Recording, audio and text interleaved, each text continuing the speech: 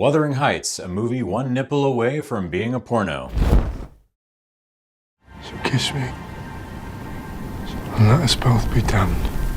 I have little doubt that anything I say about this movie is going to sway the interest needle one way or another, so my thoughts will be loaded with spoilers. You have been warned. Wuthering Heights delves into the tumultuous and destructive relationship between Catherine Earnshaw, portrayed by Margot Robbie, and Heathcliff, played by Jacob Elordi.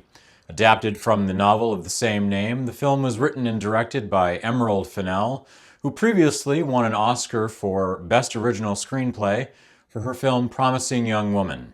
I liked Wuthering Heights, but I didn't love it. I'm going to start by saying I never read the book, but I think it's safe to say that Emerald Fennell has taken some creative license with the adaptation. Either that or Emily Bronte wrote the raciest book of 1847. This film is loaded with steamy sex. If watching two beautiful people engaged in the throes of passion is your thing, you're sure to like this telling of Bronte's book. Margot Robbie and Jacob Elordi are great in this. All the performances are great. But almost everyone in this is despicable.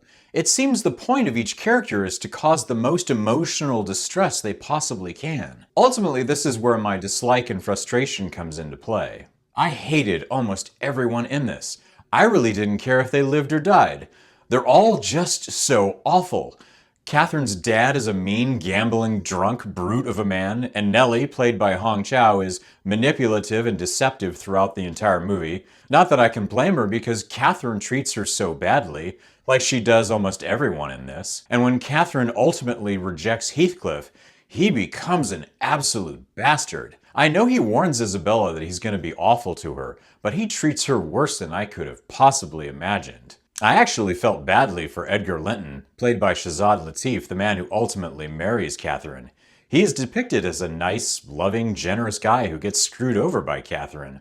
I'm also a little biased because I liked him on Star Trek Discovery, but he's honestly the only reasonable person in this movie. With all this said, when Catherine dies, I did not care. I do want to wrap this up with a positive note. I loved the way this movie looked.